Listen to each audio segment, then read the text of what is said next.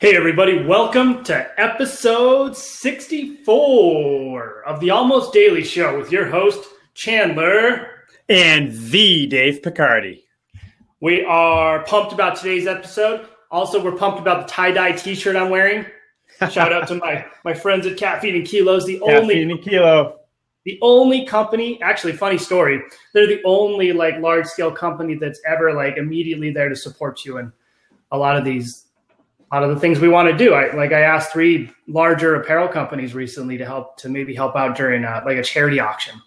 And the only one that came through was Caffeine and Kilos. So they're amazing. I support anything they do. Shout out to Danny. They're a legit company. Everybody should 100% from Caffeine and Kilos. Exactly. And to be clear, they don't sponsor the show or give us anything. We just really like what they do, and we love those guys. That is to be very clear. So, yeah.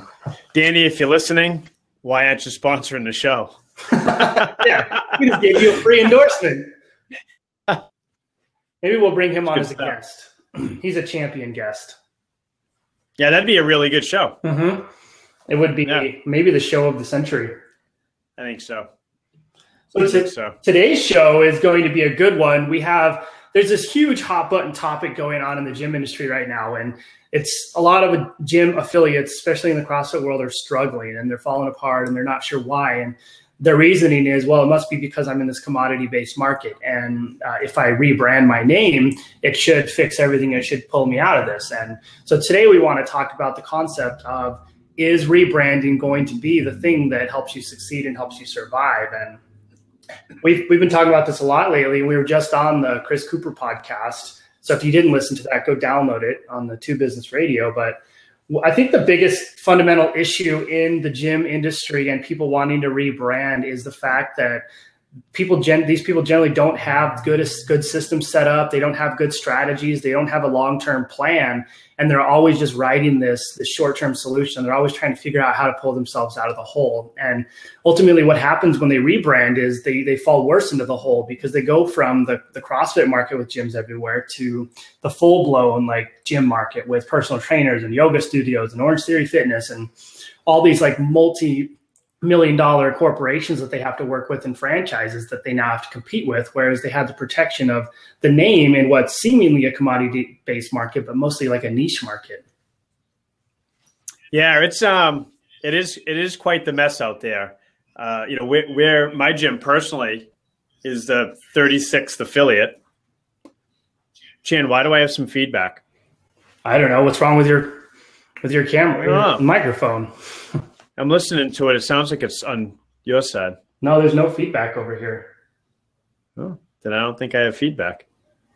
All right. So, one of the things is, my gym is 36th CrossFit affiliate in the world. And we went from having our own name, which is Fitness and Wellness. And then we branded it CrossFit, North Shore CrossFit. And we're a powerhouse for quite some time. And I think something that happens in the world, especially from maybe a lot of the older affiliates or people that have been in the game a long time, is it's kind of like that perception. And maybe there was even at some point a little, unhappiness with the brand, right? We've seen the brand change so much, and it was kind of like you get lost in the sea of CrossFit gyms and you're trying to find out a way to actually showcase yourself. And we're a gym that actually a couple of years ago, we rebranded. So I think we can talk pretty solid about this whole rebranding process. But like you already said, if you don't have a plan for rebranding, I would not rebrand. I wouldn't even think about it. Don't even sniff it. Stick with your brand. Yeah. And this comes down to the fact that we think we're in a commodity market, and we think that rebranding is going to pull in people who see our brand and who focus on that and who want to be part of what we do. But the problem is, if you haven't set your brand up to have an identity, and if you haven't set your brand up to be a verifiable solution that people immediately recognize, you're setting yourself up to essentially have to start your business over again. And if you've been CrossFit for the past 3 years and you decide to change your name, now you're going to be nobody, and you're going to have to build that up to a level to where people recognize that and understand that. And I don't even think rebranding actually ultimately is going to help you, because it's going to take you 2 or 3 years to build your brand back up to a level to where it was. And so what I think you have to do, and you don't necessarily have to change your name to do this. You have to build the identity, and you have to build a culture around what you're doing and who's inside your gym, who the people are, who the staff are, who the owners are, who the customers are. And then you have to portray that to the outside world and show to them why you're different. You can be different with the same name. You just have to show people who you are and why that differentiation exists, because people see a lot of the HQ stuff, especially like the games, and they think everybody's doing that same thing. And they see all the crazy people with, like, I like to say nipple tanks, with nipple tanks throwing barbells around. And they think that's CrossFit. And then they watch your videos and they're like, oh, maybe I should check out a local affiliate. And they go and they look at like 5 different ones, and they see your content, and they see real people, and they see real solutions, and they see what you're doing, and they see that humanistic bond that you're trying to build with them. And that's what builds the difference. It's not the name that builds difference. You can call it anything. You call it Banana Fitness. As long as you build that brand, that banana is going to be a fit branded banana. I want to go to Banana Fitness. I'll take you to Banana Fitness. I'll take you to Banana. Hell yeah. I will take you to Banana Town. So, I think that's you kind of hit it on the head there, that your brand's not the name on the door, even though it can seem that way. The brand is who you are. People are going to refer their friends and tell everybody about you, right? And the experience that they had and the way you made them feel. And so, I think that's a big thing that's missing, especially in a lot of the newer affiliates, is we've seen this for the last 12 years. Gyms come on board and they never really knew what it was all about in the first place. They just got all excited about the workouts and CrossFit, not about the local vibe and feel and what you were supposed to do as a professional in the fitness world. And so they're just running on the brand's name. They run on the CrossFit name, but they've never really established themselves. They don't really run maybe a great community. And then they're trying to figure it out. And then they say, oh, this isn't getting me business, so I'll rebrand. But if you weren't getting business before, and your reason for rebranding is because you're not getting business, you're going to get even less, which is scary. Yeah, and then you're going to end up worse off than you were in the first place. That's right. And the other comment we get a lot is, well, I want to rebrand because I need to diversify. And when you're in an already niche market with people looking for a niche product, you're set up for success. But when you try to pull yourself out and be like, okay, now we got to do Pilates, we got to do yoga, maybe we should do a spin class. Now you're competing with 24-hour fitness. You're competing with Gold's Gym and all the Globo gyms, and you'll never win that game. You can't win the diversification game at a small affiliate. Now, if you go and find, I know a couple of people who just have millions of dollars in investors. That's fine then. Have them just dump money into your affiliate, and you can diversify as far as you want. But if you're a typical standard affiliate without high-level investors backing you, you're not going to be able to survive in that diversified market, and you're going to add staff, you're going to add programs, and you're going to add problems. And it doesn't necessarily mean you're going to add revenue to your business. And we see this, people rebrand and they're in the same position they were, or they're worse. And so if you want to do better, you need to organize what we always talk about, your long-term plan for success. Build it out from the 5-year mark down. And then you need to say, who are we? What are we doing? Why do we do this? And who's in our facility? How do we outline their story? How do we tell their story? And how do we display the why of this to people so they want to be part of our story? And once you figure that out, it doesn't matter what your name is. It just matters your consistency and how you put that out and your message. Yeah, in the training world, you build your business and your brand around your expertise. And so I think this is probably something else that really maybe hurts a lot of people is if you're not actually great at your craft, it's really hard to then go get business and actually communicate that with people. And that's where I think a lot of people get in trouble. They sit back, they've opened this gym, and they sit there and they wait for people to come in to CrossFit, but they're not actually providing real service and real value. And so our gym, we rebranded. So I'll put this right out there. I rebranded. I'm actually, I'm happy I did, right? So it opened up a lot of avenues for us that we did before the CrossFit market. And it's not necessarily the same thing for me. But we still fly North Shore CrossFit's banner. We're kind of co-branded, right? We're not running away from the brand. We still have that as our CrossFit affiliate, and we love it. We're never going anywhere. So it really just depends on what you're going to use it for. But like we're saying, you don't need to do the rebrand. You need to actually fix your stuff, right? Learn how to actually provide value, communicate your community, your story, the changing of lives that you're doing. and learn how to push that out, and then learn how to get out into the community and actually network and help and make a difference so people know you're even there. Yeah, that's huge. And that's how you create that differentiation. It's your online content and your story, and continuously telling that story to people in a way that's different and unique. You don't need to be the guy who's just like telling everybody how to do a pull-up like everybody else in the world does. You can do that. That goes inside like your current members, and they can enjoy that as part of like a educational series you put together for them. But you need to tell that continuous story in a way that only you can tell. And if you can define and understand that, that's how you build a brand. That's how you build culture. And then once you understand that and you're building that, you get yourself into a position to where you say, okay, now that this is defined, is this mapped out in every phase of the buyer's journey? Is from the second they see our social media, is that what they experience? Then when they go to our website, are they experiencing that again? Then when they opt in on our forums, are the responses via email and all the comments and all the context we put behind it, is that the same? And then when they call you, is that the same experience? When they walk in and they do their first session, are you the same people, or are they going to get culture shock when they walk in because they thought you were different? Every single piece of this needs to be mapped out, everything from the first day till the cancellation. And if you have that mapped out and that whole thing's organized around your entire brand and your entire identity, that's when you have something that you can depend on. And that's when you have something that is going to make people want to be part of your story and be excited about being part of that story. I'm excited about being part of that story. Hey, you know what I'm excited about? Check this out. We hit it out of the park. Nice. Well, that ball had some airtime. Yeah. So something that I'd actually like to challenge anybody listening that is a CrossFit affiliate that's considering rebranding. My challenge is what are you bringing to the brand, right? Like everybody, like I understand, like, people pay their affiliation fee and then they get to put the name on the door. But when it's still a relationship, right? So, it's people have gotten into business with CrossFit. So if you're in business with CrossFit, what are you doing internally to showcase the story, showcase who you are, push that brand out to the world? So as a partner in the brand, are you pulling your weight in it, or are you just not doing anything and waiting for CrossFit to push out material to you so that you can market? Right. So it's a partnership, and you need to actually showcase your, who you are, your facility, what makes you so special, and actually, provide value to the brand. Yeah.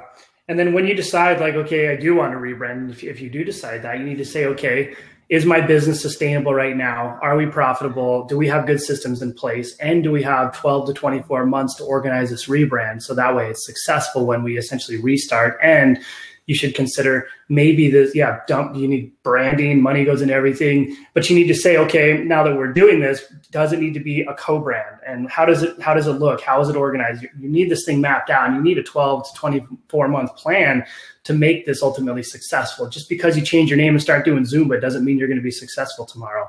Or change your name and start doing cycling. Now you get to compete with all the Soul Cycle franchises. So just think about that. When you switch, now you're in a high level competitive market. You're not so much in just the affiliate market, but now you're in franchises, you're in investment firms, you're in Globo gyms. So you really need to have your shit together, and you really need to have that plan of action established before you do this. And you don't have to do it. Remember, it's not something that's going to make or break your business. If you're already successful, there's no reason to change anything. You can have an overall name. Like for us in the gym, we have Stone Age Fuel. We've been a CrossFit affiliate since day one. We've never said we aren't. We've never really said much about anything. People sometimes they don't know what we're doing. And we've always had our own vision, our own strategy, and our own direction. But we've always had the CrossFit and the USA Weightlifting affiliation. And those things have held strong with us. And if we were to dump everything, it would be another rebranding exercise. Even though we have our name, we still have our structure, we still have our identity, and we still have our culture that we built. That's right. I think it's really important. Having a strategic partnership is it's strong. It's very strong. And, a lot of another challenge, I guess, to anyone listening is all the 4 people that'll listen to our podcast. If you're an older affiliate, because this is something that's real out there, right? A lot of the older affiliates, a lot of them got disenfranchised a little bit with kind of how it grew and what happened with CrossFit and everything. But the wave's kind of over, and it really comes down to like I said, what are you doing? Are you just sitting back? Were you just riding the wave, and it's just because you were early on, it's supposed to just come to you? Or do you have an actual game plan? Are you actually telling your story? Is your vision getting out to the world? Are you changing lives? Because if you were doing that, your business would be strong. Yeah, exactly. And when it comes down to it, it's not that you don't need to rebrand to be successful. You just need to build your brand. And that brand can have the CrossFit name on it. It can have the CrossFit name off it. It really doesn't matter, but you need to set yourself up so you're actually doing things the way you should be doing in business and have a structured business set up. And if all that's set up, it really doesn't matter what the name is. CrossFit Banana or Banana Fitness. I like CrossFit Banana. I like CrossFit Banana too. Yeah. So to touch on something else that I think is another big thing that's going on in the industry right now is no game plan. No one really has a marketing strategy overall, or an overall long-term business strategy. And because they don't do that, their business has gotten a little bit tighter, and now they're running to the million marketing companies that have popped up, and they're all selling Facebook ads and Instagram ads and click funnels. And right, it's one thing after another that people are throwing money at. But ultimately, it doesn't work because they don't actually have a solid structure in place. Yeah, exactly. And this huge cottage industry of marketing companies just it's like putting a Band-Aid on a problem. Like, oh, we're not getting leads. Well, we hire this marketing company. Okay, there's the Band-Aid. And then 2 months down the road, oh, we're not getting them anymore. Can we get more? And then, oh, wait, the Band-Aid kind of fell off this time. It didn't work that well. And then 3 months later, they do it again. And like, wait, the Band-Aid's wet and doesn't stick. What's going on? What's wrong with me? Well, it's because you didn't do anything and you had to depend on a short-term solution to build your business. And that's rampant in the affiliate world right now. We don't want to put in the work to have a long-term solution, and we don't know how to do it. We definitely don't know who to hire to do it, to help us, if at all. So we just want to do these short-term solutions. And there's this whole cottage industry that can say, oh, we'll get you leads. Oh, we'll do SEO for you. Oh, we'll do Facebook ads for you. But you don't have anyone giving you the overall experience and managing your brand and telling you where it should go and how it should get there. And those are the things that are the keys to success in the long term. Because if you pay that marketing company tomorrow, they're going to make money and be fine. They'll leave. You'll never see them again. And you're the one who loses. So you have to keep that in mind when you start putting these Band-Aids on problems. Yeah. And it obviously it's not easy, but it's the reason why the fitness industry is saturated. But that doesn't mean everybody's not making money. The people that actually have a game plan and have put it together right, they're making money. And the people that aren't are struggling. So it's as simple as that. And when we look at it, go back 13 years ago now, I opened my first training studio with a personal training studio in a 5-mile radius of my gym. There was 6 facilities. That's big box gyms, YMCAs, like a spin type studio, spin Pilates back then, and then my gym, right? That was it, right? And there was not a lot of competition. Fast forward, it was, I think, 5 years ago, we did a count. Inside that radius, there was 76 actual fitness facilities, and 13 of them were CrossFit affiliates inside the same radius. Now, back in the day, we didn't have a $500,000 a month location.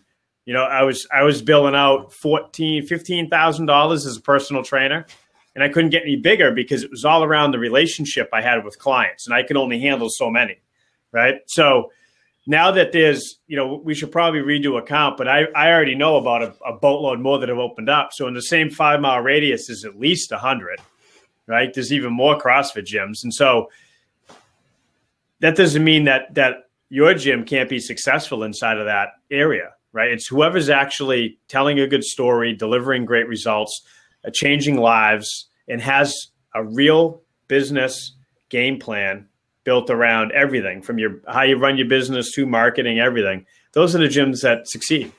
Yeah, that's it. You just got to put yourself together, pick everything up, start writing down every process you have, everything you're doing, organize it, and then say, all right, how do we get to our long-term plan? And then if you can organize that, you're going to win, because the affiliate market, though seemingly large, isn't really that big. And when you think about it, like in our community, we have like 17 gyms and there's over 500,000 people, which means that the market, even at like a 1% adoption rate, the market isn't going to be saturated with affiliate gyms yet. We could probably sustain like 50 gyms before we had any sort of saturation point. But the big problem is nobody has that brand identity. Nobody builds that culture, and everybody depends on the short-term solutions. And your solution, like you're saying, is overall business solution. It's organizing your story on your social media. It's going out in your community and talking to people every single week, if not every day.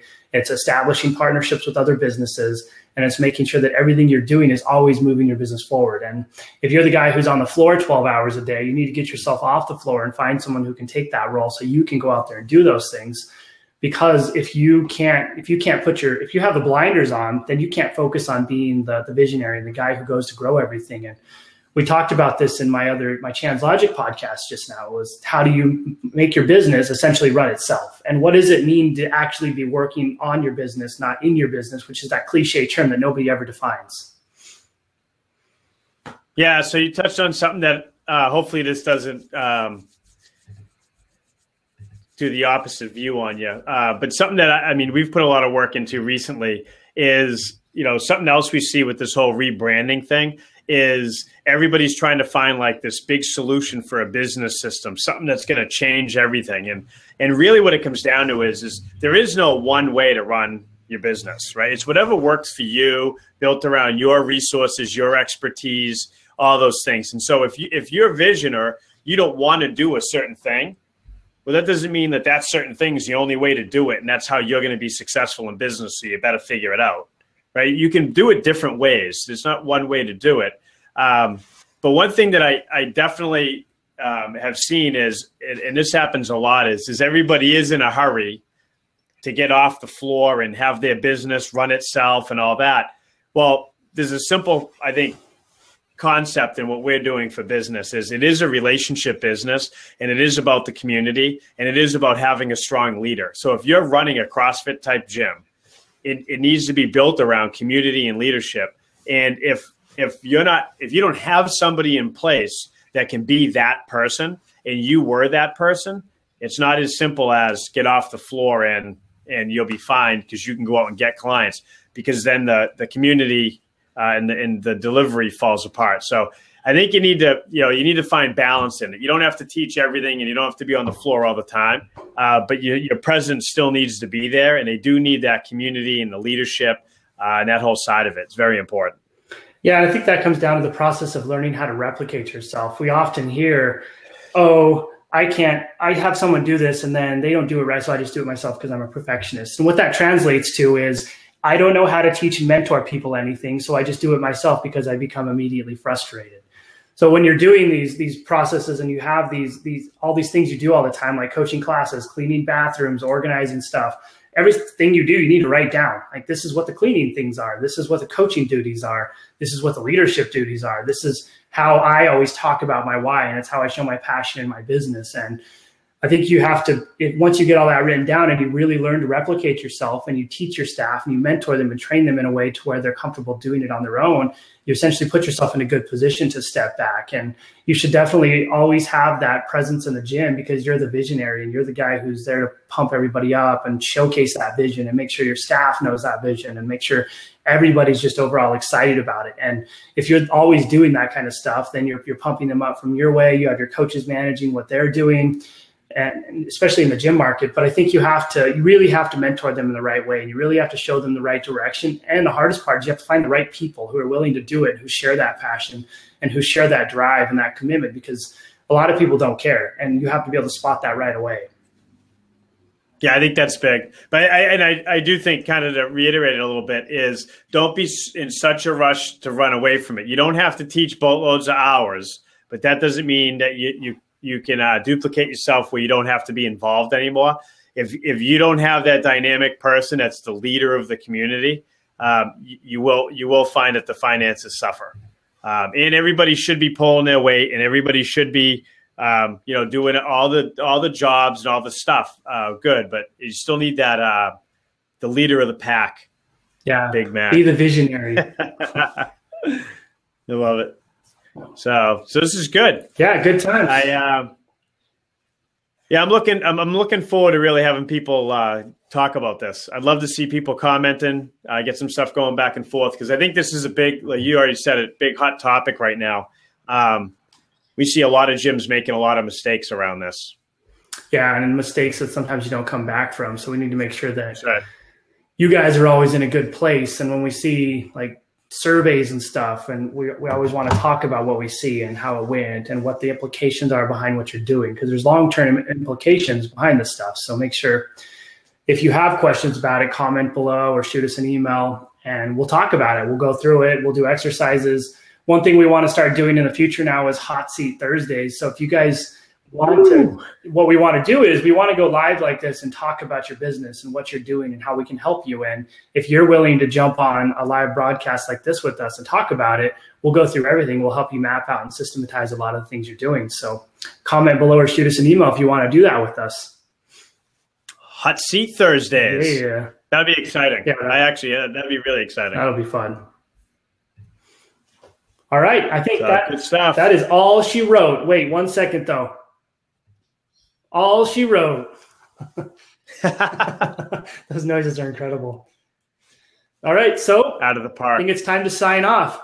Hope you guys have a great day. We will see you tomorrow, most likely, for the Almost Daily Show. If you want to participate in Hot Seat Thursday, shoot us an email. This is Chandler signing off, and the Dave Picardi. See ya.